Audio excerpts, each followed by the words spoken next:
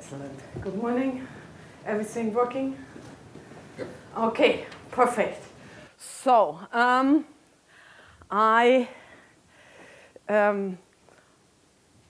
had to, obviously, like everybody else, think a little bit about not just how do I give an interesting talk, etc., but also what I think is a possible future direction. And I have to admit that I was a little bit also guided by the question, what is fairly likely nobody else going to talk about, but what find I important. So that is where the bio-inspired comes from. As probably most of you know, I am, or at least when I have my quantum optics background, my hat on, my background is superradiance. And so what I'm talking about takes the superradiance into account. So I'm very grateful to Anna that she already gave me a very good introduction yesterday. So I will do that part very briefly. I also want to say that the main driving force for most of what I'm talking about was actually my student Jonah, who is also sitting here. So if anything is wrong, it's me. If anything is great, it's him. Okay. All right. So the starting point was cooperative 2D arrays, and usually I go into this whole spiel, which takes somewhere, I don't know, between 10 and 20 minutes. I've brutally shortened that, and will also only tell you that cooperative arrays, so arrays which are somehow ordered, usually we are looking into 2D, where these little balls are. You can also all imagine them as two-level atoms. Are special. And I mean, we have done superradiance since quite a couple of years by that time, so I knew how all the superradiance signature and so on look like. But we found that if you, there is really a kind of an important transition if your lattice constant becomes smaller than the wavelengths. You can imagine that as well the atom's cross-section tiling the plane. And the reason why we even started this is that we had this kind of funny result that we had two resonances for this ratio where we get complete reflection, and that's what started getting us thinking into how does actually particular geometry influence the superradiance. And what we found is this complete reflection, and I have an explanation for that, etc. It's not part of the talk today. So I will leave it with that. But there is a second aspect to this, and also fortunately Anna has talked about that quite a bit already, which is the light cone. And the idea is that there is a part inside the light cone and a part outside the light cone. So we are inside the light cone when we have on the ray, so our light is always in z direction, which is perpendicular to the screen here. Our in-plane k momentum is kx squared plus ky squared square root. And if that is smaller or equal than the vacuum, such that we can find the real kz in order to kind of fulfill this condition, then we can couple to the vacuum. Otherwise, this is energetically not allowed. And that makes the difference between this light inside the light cone and outside of the light cone. So here is a very simple representation of our preon zone.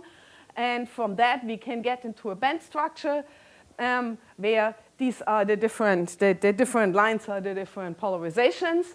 But the important thing is that we can either be within the light cone or we can be outside of the light cone. And if we somehow manage to get an excitation outside the light cone, it cannot decay into vacuum anymore. And so we have a perfect waveguide. And that, while we are not looking into these 2D square arrays, this is actually important for pretty much everything that I say today. this is basically where the application stood. There are two of them. The one has to do with chirality and the other one has to do with rings, okay? And they are both somewhat related to this waveguide idea that I talked about, but other than that, they don't have all that much to do with each other. Okay, so let me jump right into it. So this picture here basically shows an array structure that is chiral, and because I have a nice slide that I stole from Jonah, I just show you that. So the idea is that you have these chiral structure that are basically like handedness, so they are different from each other if you make their mirror image, and in particular, a lot of the biomolecules are chiral, and they exist in living beings on Earth only in one expression of the two. So for example, L-amino acid is what you would find in the body. D-amino acid you would not, okay? Similar with some parts of DNA. And then of course there is we have light polarized light, right circular polarized light, left circularly polarized light, which also seems to have a chiral structure, but there is no a priori kind of connection between the two. And this connection is kind of was the first question that we had. So let me take a step back at this point. So there was in 2011 a very, very influential experiment which was named the so-called cis effect, chiral-induced spin selectivity. And the idea of that was to take chiral molecules as an efficient spin filter for electrons. So what they did, they sent unpolarized electrons, spin unpolarized electrons through an array of, sorry, that was wrong, of DNA molecules, and they came out partially polarized afterwards. And this was by itself already a really interesting question, one which was never really quite completely theoretically explained. There is a theoretical explanation, but it's kind of really off quantitatively by quite a bit.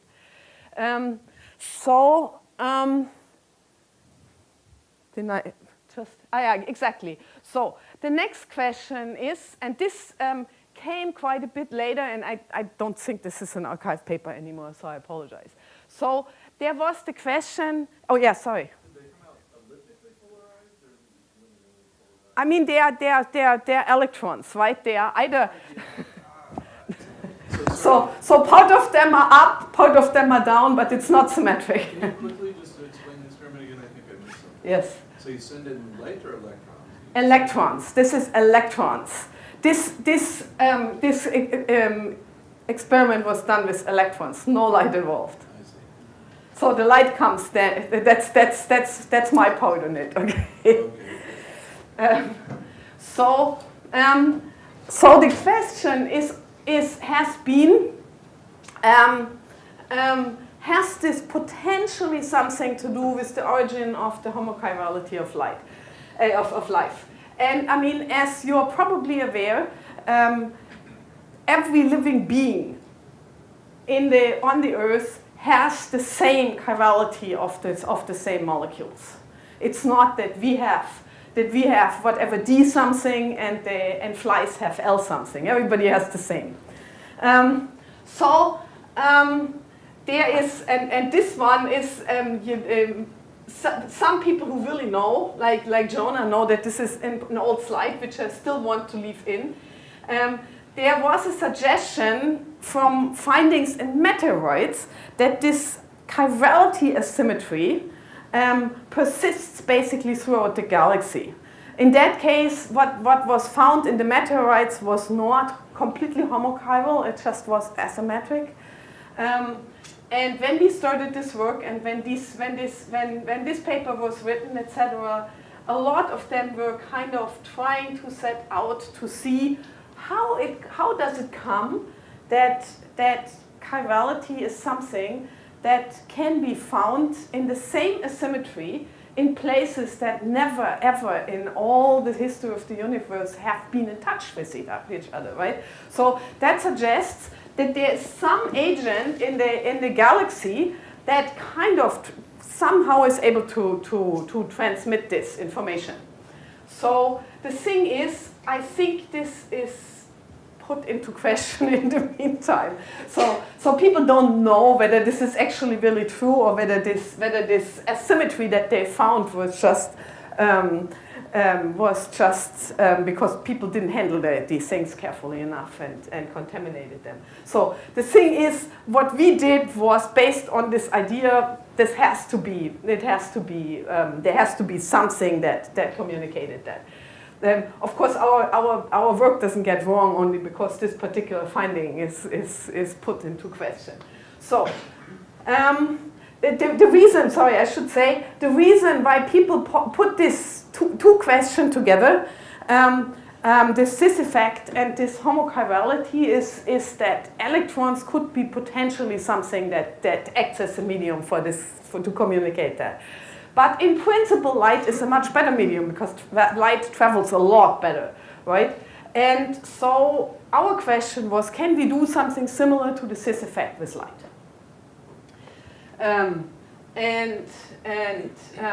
One of the questions that comes up pretty quickly if you dive in this question is the question, does this actually need time reversal symmetry breaking? Because a priori, the polarization of a light and the chiral molecules, if you think kind of very superficially about this, you think, yeah, probably kind of, let's say, right circularly polarized light coupled better to one chirality to the other than the other, but that's not true. On the microscopic level, the molecule is completely symmetric towards these two polarizations. So the question is, where does this come from? Okay, so in order to do to look at that, let's again take a step back and just look how we can in quantum optics model a system that couples left and right circularly polarized light, and then we can put the thing in a chiral order. So what we do, we just say, okay, we are now going away from this two-level atom. We go to a three-level atom, which has one transition to what we call spin-up state, which has one polarization, and one that is spin down has the other polarization. If you look at this a little bit closer and look at the Hamiltonian, and this is already the effective Hamiltonian that was described by Anna and other people yesterday in some detail. So I'm not going into that anymore, but you do get this dipole-dipole coupling efficient here as this Jij. If you don't have, in addition, something like a B field or something that explicitly breaks time reversal symmetry, this kind of setup or this Hamiltonian completely preserves time reversal. So a priori you would not expect much of that. If you, however, go to add dissipation, for example, with the typical Lindblad formalism, then, and here is the other part of the dipole-dipole interaction, then of course with emission you always break time reversal. So there are basically two questions. The one question is, can we do this chirality spin polarization coupling without the time reversal, and what does the dissipation actually do to the system? And I just would like to say that what we do, we are going into a non-Hermitian Hamiltonian description. And please do note that the original Hamiltonian is the one that I showed before that preserves time reversal symmetry, and the effective Hamiltonian, of course, breaks it. Okay, so now let's go a little bit into these different terms. So this Jij can be either spin preserving, namely we have a coupling between two atoms or molecules where we couple the transition that goes to the spin up with the transition that goes to the spin up, and the same for the other. But then we also have a spin flipping, and if we look at how this Jij, oops, there's only one J, how this looks like, we see that we in addition get the phase factor. And this phase factor, of course, is due to the dipole-dipole interaction. I mean, I just want to say this here because otherwise this will get buried. There are basically in a setup like this 2 ways how you can get the phase in there. The one is due to the phase that the light has, and the other one is due to the phase that the dipole-dipole interaction has. And whenever we have some kind of phase asymmetry, it always comes due to the dipole-dipole interaction here. So, which also means that we basically can make our system basically unlimitedly small. And now what we do in order to find chirality, as I already mentioned before, we just put the atoms that we know how to deal with into a helical structure and just excite the starting atom with an equal mixture of spin up and spin down. No coherences, no asymmetry, nothing. And then I said all of that. And then we looked at the photon transport along the helix. And if we get higher transport for the one polarization over the other, this will show up in a preferential population of either the spin up or spin down. And so that is something that we can test for, in particular theoretically. And if we do the calculation, then we find, so the blue one is sigma plus, the red one is the sigma minus. And if we go up to here and just look at this, obviously, because this also kind of just goes off at the sides, we lose a lot of the population, but if you do that for a while, you see that indeed, at the end, there's a spin selectivity, and spin selectivity in that case means polarization selectivity. And please do note that at some point, because we did the numerics for a finite site helix, the excitation ends up at the top and goes backward, in which case the helicity changes, and therefore also this population asymmetry changes. So we can also now build a band structure similar to the one that I showed you before. Here, in addition to the bands itself, again, this middle thing is the light cone. This one is outside the light cone. So the color is the collective decay. So as you can see, all the superradiant modes are inside the light cone, and outside we only have subradiant modes. No surprises here. But here you see that if we have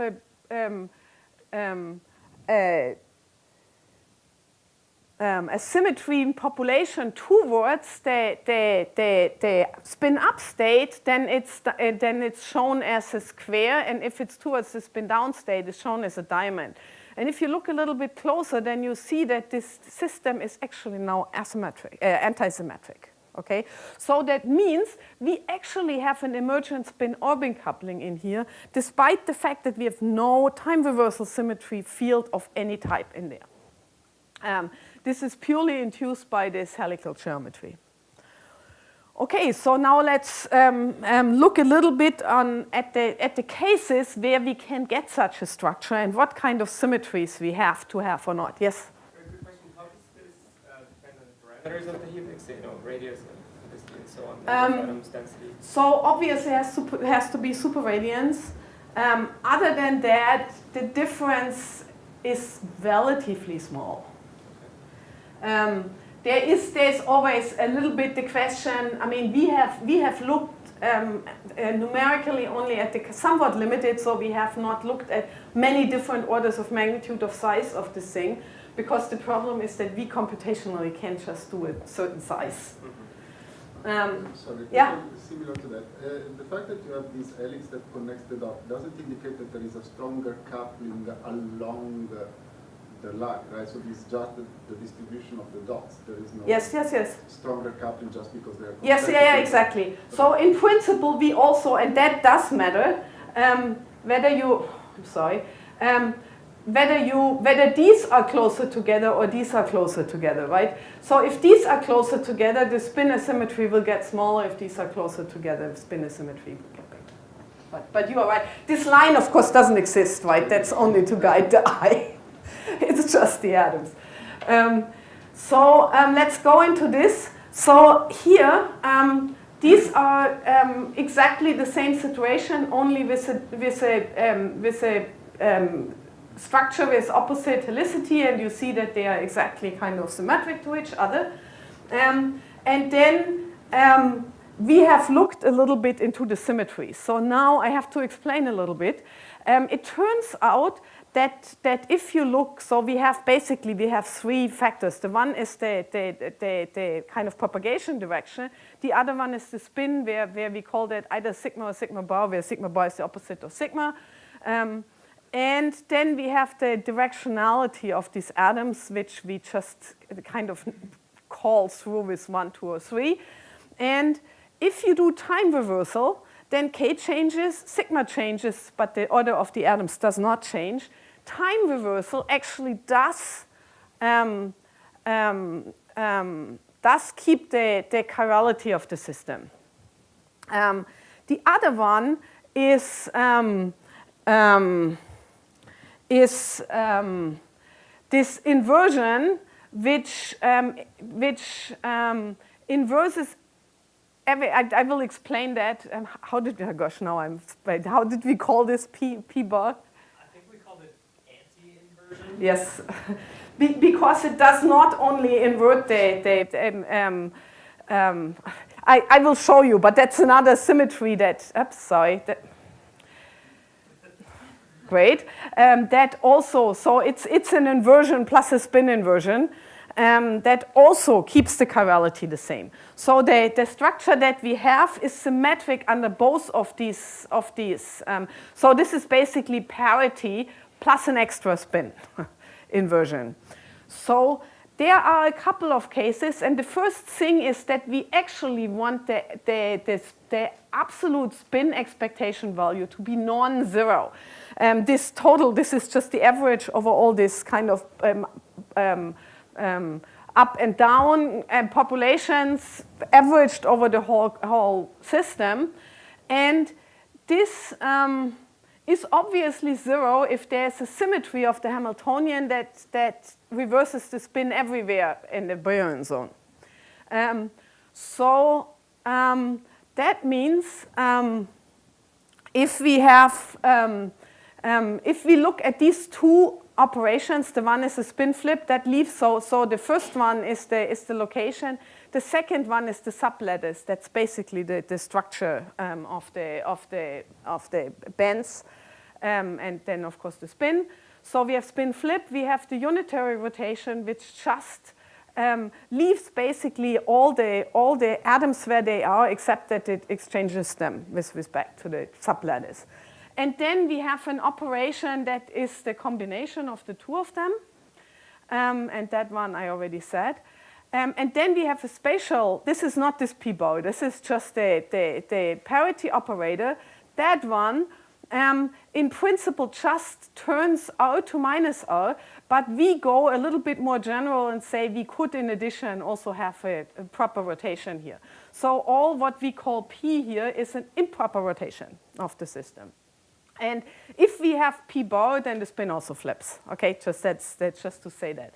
But the interesting thing, this W is basically, which I have here, is basically like a spin inversion, similar as the spatial inversion that we have before. And so these are symmetries that keep the chirality intact. So now, just to understand this a little bit better, let's look at the system that is still not fully symmetric, but does not have any chiral symmetry. So this is just a kind of a stack of triangles, of isosceles triangles, which therefore are not chiral. And here we can have two situations. Either the polarization, the quantization direction is parallel to the mirror plane. So the mirror plane, of course, kind of cuts this one here in half.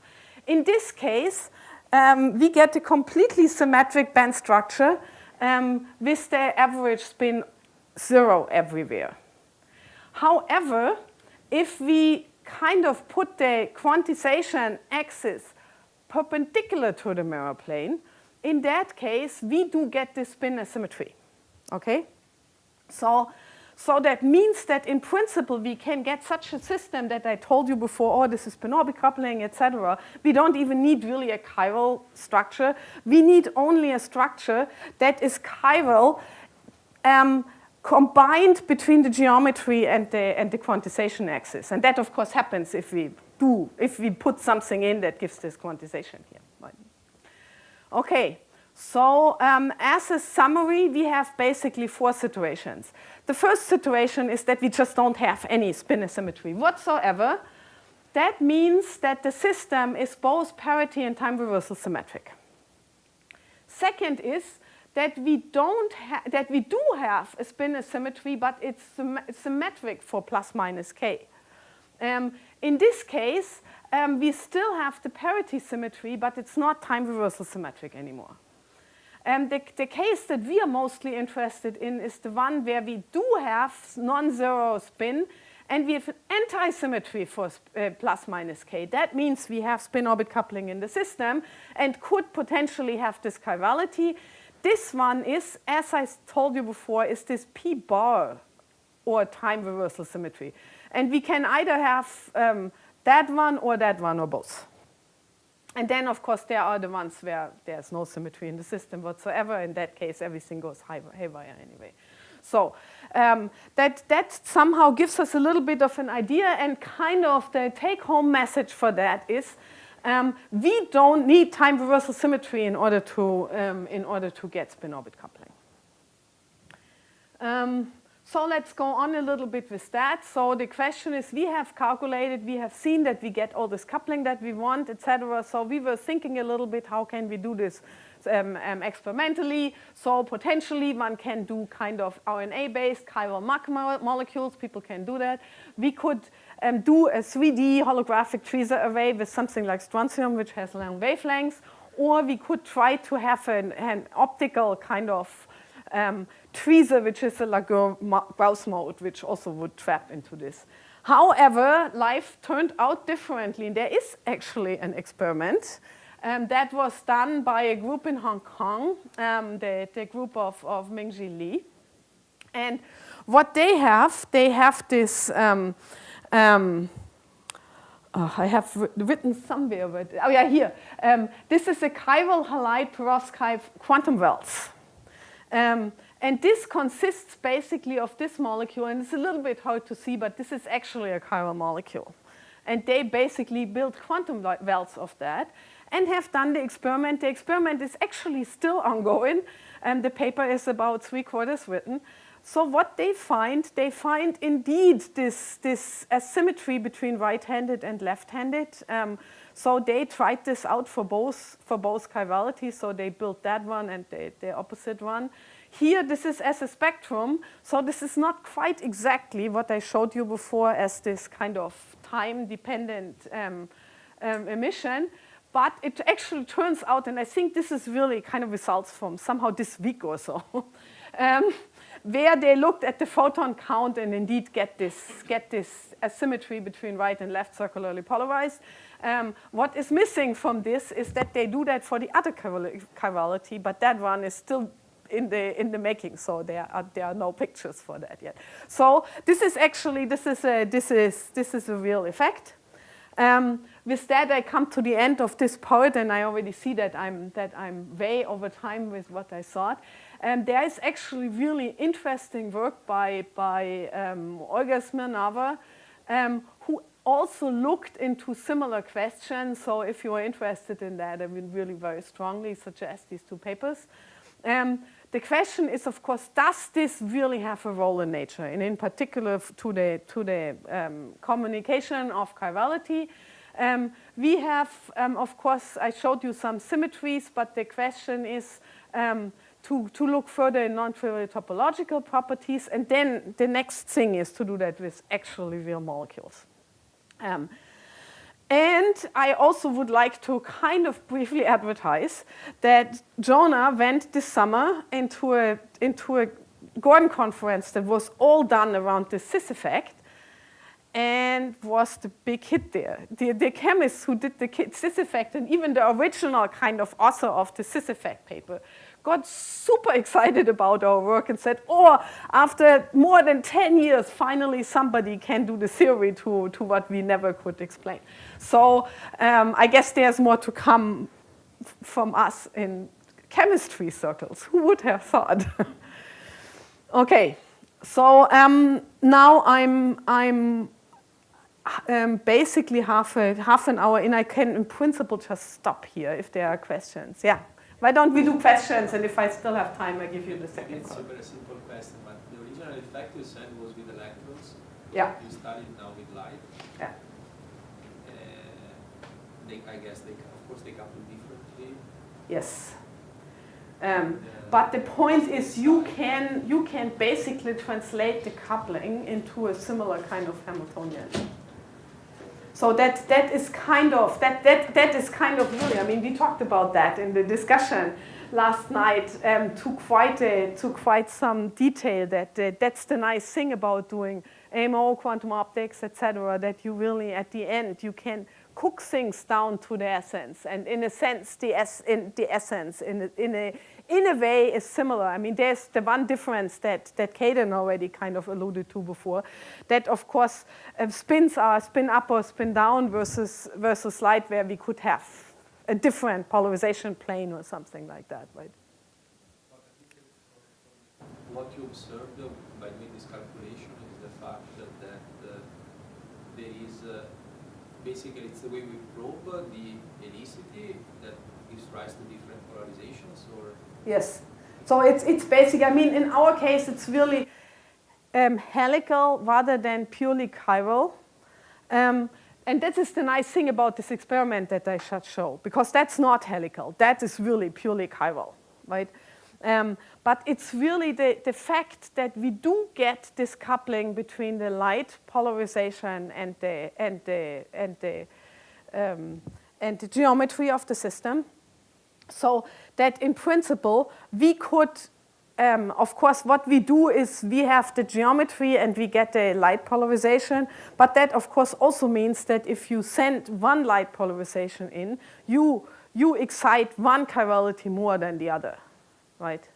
But this does not, of course, explain why you have this intrinsic asymmetry in the chirality of the presence of just a single chirality. Yes, but no, in a sense, if you assume, and this is actually one part that I forgot, if you assume that you have an asymmetry in light polarization in the world, right, it would excite molecules of one chirality stronger than the other and make them more kind of accessible to chemical reactions, for example, right? That's the idea. And what I should say, there is in the galaxy an asymmetry of photon polarization. That was one of the questions. It's not a huge, but it's enough to go a little bit above fluctuations. And the thing is, once you have a very strong homochirality or strong asymmetry, then whatever catalytic processes or other kind of physical processes, they always can amplify that. That has been studied plenty.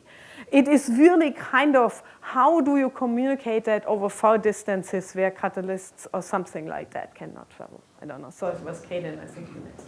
So what is the length scale, the sort of molecule's a good cavity, right? Like eventually the light just leaks out and you Yes. get excitation. I mean, this thing is what we do is we do this transport, of course, in a, such that one can measure this, and this experiment basically does exactly that.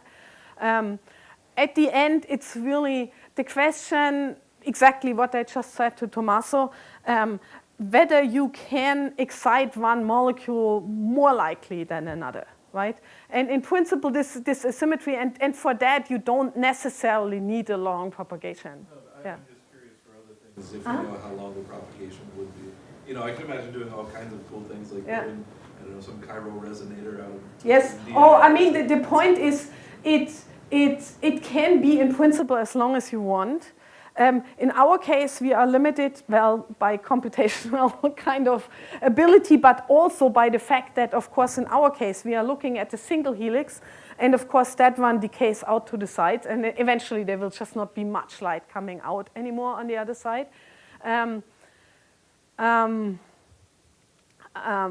But if you have something like this quantum well, there are, of course, a lot of these structures next door, so that light will kind of couple not only along the helix, but also to the side. So this is much more effective. Yes? Yeah, so going to the premise that there is this universal chirality there. Yeah. I mean, you said that it could have been a result of contamination. Yes, exactly. So if the claim were not substantiated, then that would open immediately the case that, okay, maybe it is just a fluke on Earth. Yeah. And not just that, because it could just be spontaneously integrating, but it could also be that, I mean, there are obvious pseudoscalar. Imagine that the light emerges on the northern hemisphere, and magnetic field points like that, light comes down, or gravitation goes down. Absolutely, absolutely. I mean, I think if you limit it to Earth, then we don't need this anymore. I mean, I think it's still a very interesting effect, but you don't need it anymore to explain homochirality. You are completely right. Estimates of whether these effects would have comparable, I mean, because there are many weeks thing and... No. That's a very good question, but it's very difficult. And I think, I mean, these papers that I cited here from Olga, she kind of tries to show a little bit. She goes also to this kind of light polarization fluctuation that we have in the galaxy. She tries to make a little bit of an estimate, but this kind of chirality, I think that is still outstanding. It's a very important question, but this is still outstanding. Yeah?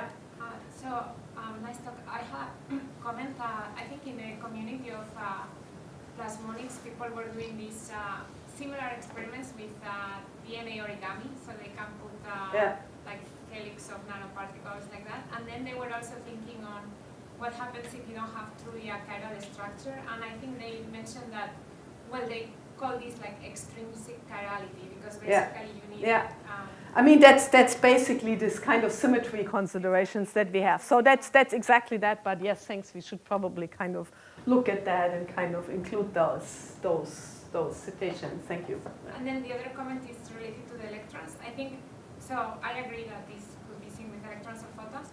There was a debate back in the day also with orbital angular momentum. And I think with photons you cannot have it, but with electrons with orbital angular momentum you should be able to. I mean, there is some that is right. That is correct. But you can even have it with light, right? There's light with orbital angular momentum. Yes, but I think that doesn't give you chirality. Yeah, it might be. I don't know. But we don't have this, and we explicitly, in fact, we are even trying to kind of, which you can do as a theorist, treating photons as electric field only, that we are not basically contaminating our effect by the small magnetic part of the electromagnetic field, right? Because that, of course, also plays a role. So now, and we haven't done this, now you could put this effect back and say, okay, let's compare the strength that is given by the magnetic part and the strength that is given by the geometry. But the thing is, these population differences, they are substantial enough. I mean, it's about a factor of 2 or close to a factor of 2. You don't get that with a little bit of a magnetic field. Yep.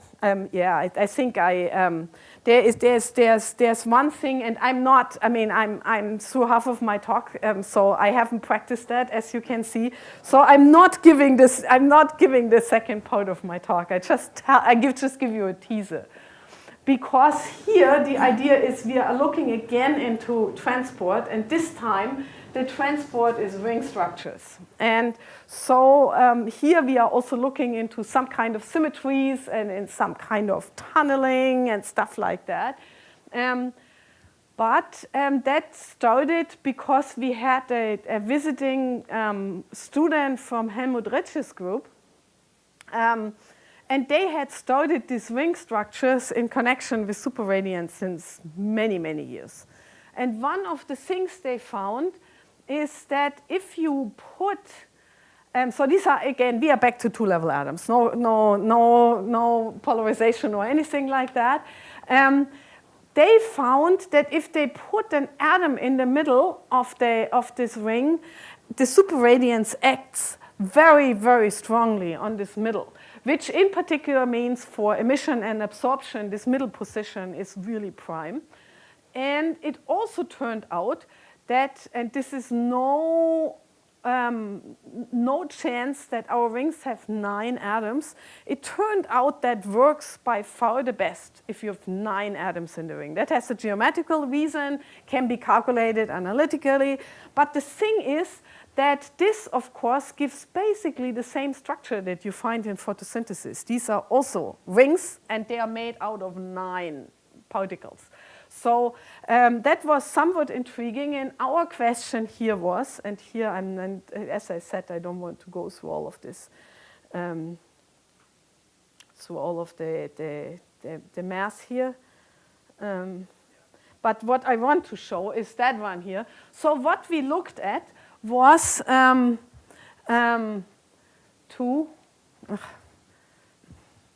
to take such a chain or even array of rings where we put a donor in the middle of the first and an acceptor in the middle of the last. And the difference between the two is the acceptor now is really a 3-level atoms where we say, okay, we basically have an extra level that is a black hole. So in photosynthesis, that would be all of the kind of chemical reaction or something like that. And the one important parameter here is the relationship between the gamma with which the population at the end goes into the black hole and the just normal decay rate of the 2-level atoms. And it actually turns out that it is an interesting effect between what this trap frequency is. And it turns out it actually is optimal for if the trap frequency is about the same as this other frequency. This is a little bit, depends a little bit on the size and a couple of things, but it's always on a similar order of magnitude. And the second thing is that just the transport, we just start excited here and look how much comes here into the trap at the end. And that we get extremely, I'm done, extremely good numbers here.